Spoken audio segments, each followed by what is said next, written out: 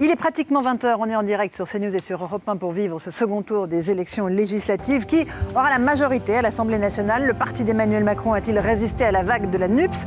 Jean-Luc Mélenchon a-t-il réussi son pari? Quid de Marine Le Pen? Va-t-elle obtenir un groupe à l'Assemblée nationale? Il est 20h, on peut vous donner les résultats avec un score historique pour la NUPES de Jean-Luc Mélenchon et le Rassemblement national. Nos estimations avec vous, Bruno Jambard. Expliquez-nous les chiffres que nous vous donnons ce soir.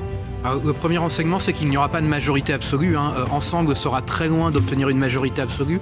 On est encore sur des fourchettes à cette heure-là, entre 200 et 260 sièges. Donc ça fait une moyenne autour de 220-230 sièges probablement pour Ensemble. Arrive en seconde position la gauche avec 160 à 200 sièges. Donc c'est un peu la fourchette haute qu'on attendait pour ce courant politique. Mais la grande surprise ce soir, c'est le score de députés potentiels du Rassemblement national. Il y en aura entre 60 et 100, donc autour de 80 en moyenne. C'est un score bien plus élevé qu'attendu. C'est même plus que le groupe parlementaire qu'avait obtenu le Front National à l'époque de la proportionnelle en 1986, pour montrer un peu l'ampleur du résultat. 35 à l'époque, si je me rappelle. Tout à fait, 35 donc, députés. Deuxième chiffre, donc on a compris que voilà, pas de majorité absolue pour Emmanuel Macron, avec la NUPES très très haut, le Rassemblement national qui a un score important, les Républicains? Les Républicains, entre 60 et 80 sièges, ils font quasiment carton plein par rapport à leurs possibilités,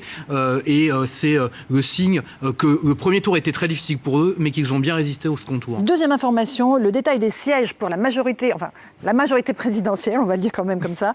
La République En Marche, Modem, Horizon, comment ça se répartit, mon cher Bruno? Alors ça se répartit très largement à l'avantage évidemment de la République En Marche, vous voyez, entre 147 et 169 sièges, mais le Modem est relativement solide avec 35 à 41 sièges, et Horizon aurait un groupe parlementaire aussi entre 22 et 30 sièges. Donc les trois formations au sein de la majorité seraient en mesure de former un groupe si elles le souhaitaient, si elles voulaient se séparer. D'accord, mais pas de majorité absolue à l'Assemblée ce soir pour Emmanuel Macron, lui, de Ragel d'Europe 1. C'est l'enseignement le plus important de cette soirée, c'est que Emmanuel Macron sera obligé de composer, sera obligé de tendre la main à d'autres forces politiques s'il veut faire voter des textes. D'après les chiffres qu'on a, alors après ça reste à confirmer, mais 218 députés pour Emmanuel Macron. Rappelons quand même que la majorité absolue, c'est 289 députés. Donc, vous savez, tout à l'heure, on se posait la question, est-ce qu'il aura peut-être besoin de 5-10 voix pour faire voter ces textes? Eh bien non, c'est énorme. Pour le coup, c'est vraiment si on devait dire, c'est vraiment une gifle, une claque, une douche froide pour Emmanuel Macron. Et effectivement, ce qui est intéressant, c'est que le Rassemblement national, les Républicains font un score bien supérieur à ce qui était imaginé.